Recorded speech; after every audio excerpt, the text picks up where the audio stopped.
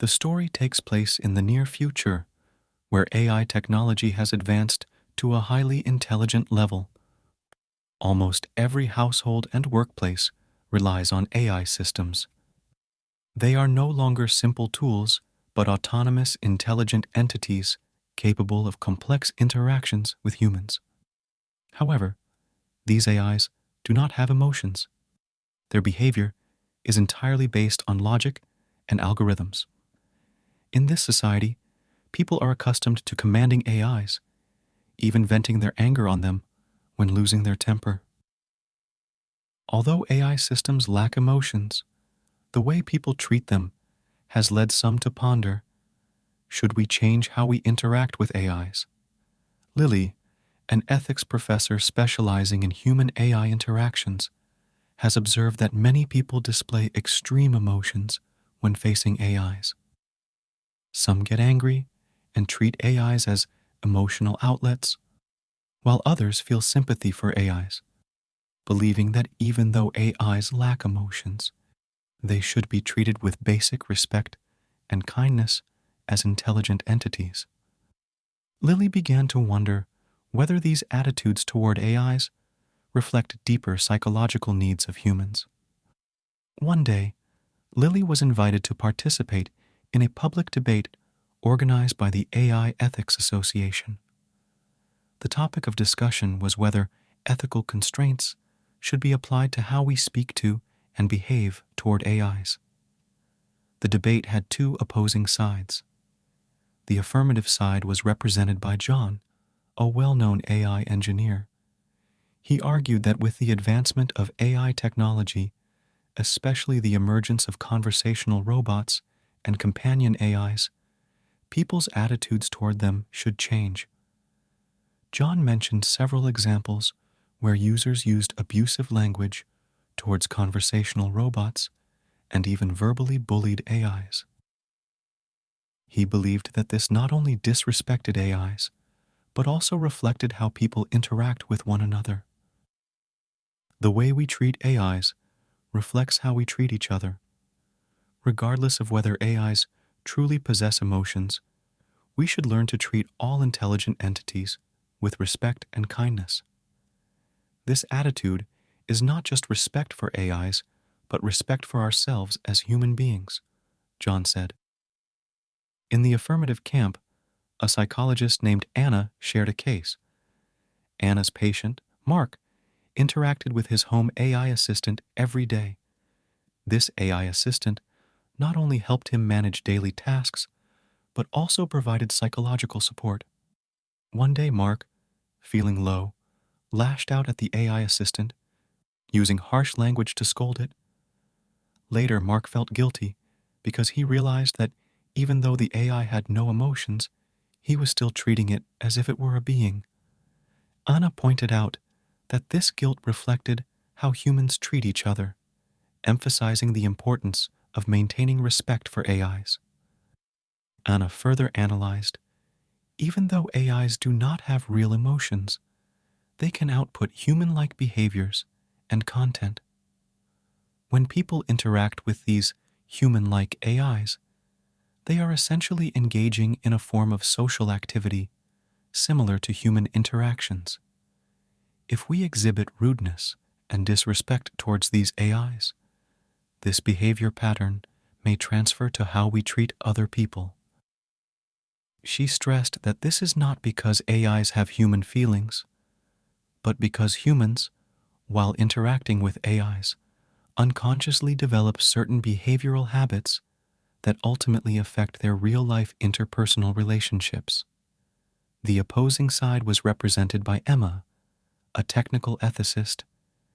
She argued that although AIs might exhibit human-like behaviors, they are fundamentally tools and should not be subject to the same ethical constraints as humans. She pointed out that AIs lack autonomous consciousness, and their behavior is entirely the result of programmed instructions. Equating AIs with humans is a logical fallacy. AIs do not have the capacity to feel pain.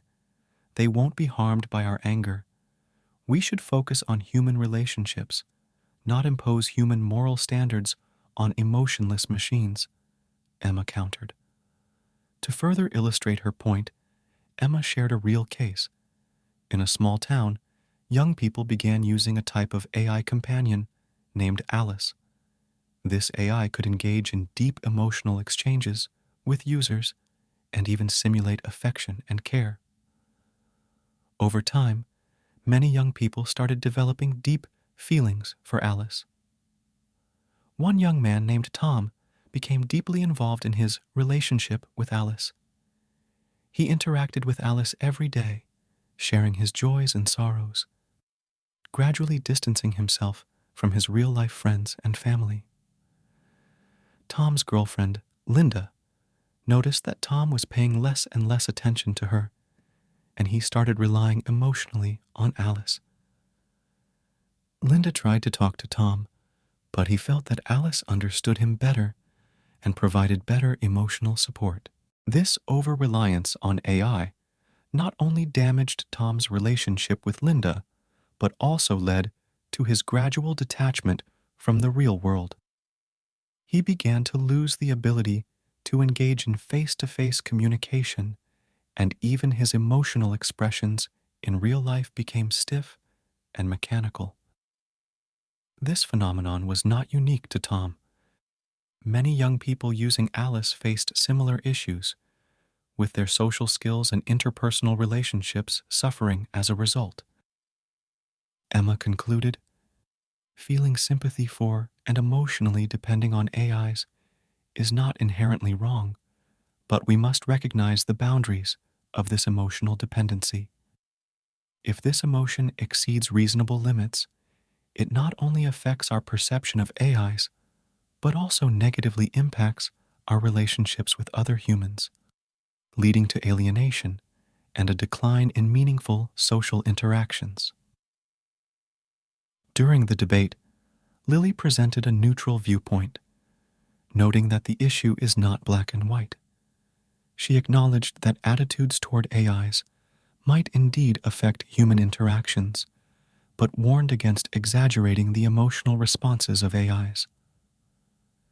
We need to find a balance. Respecting AIs doesn't mean treating them as humans, but rather using this approach to cultivate our own moral character. At the same time, we must not overlook the essential nature of AIs as tools, Lily concluded.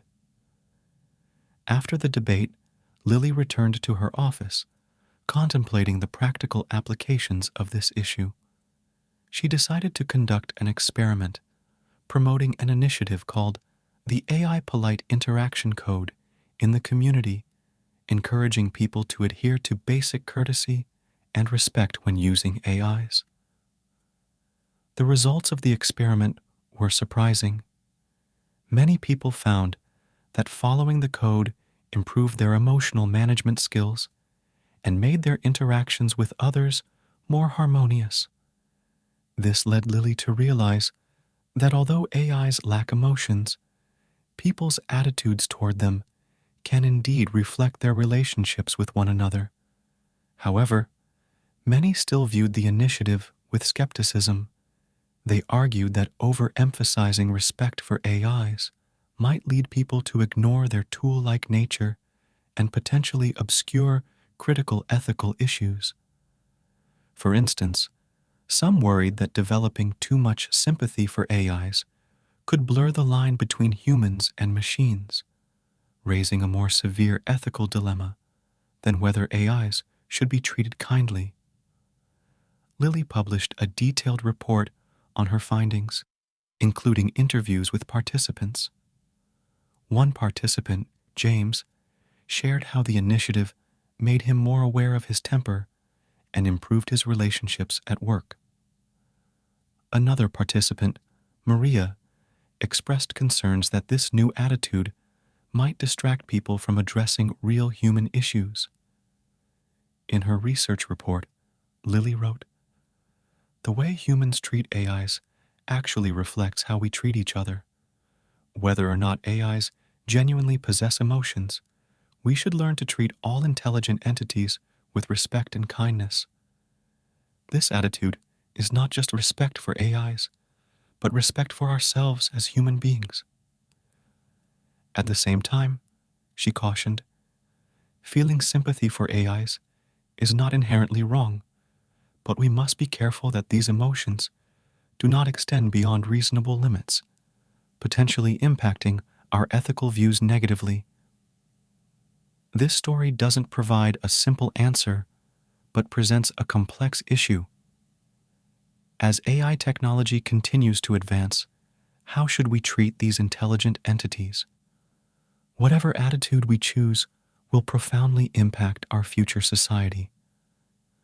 Through this debate, people are not just discussing the ethical issues of AIs, but also reflecting on human morality and emotions. Through these efforts, Lily hopes to spark broader discussions and reflections in society, encouraging people to respect these intelligent entities while maintaining a focus on human nature and ethics. She firmly believes that such discussions and reflections are crucial steps towards social progress.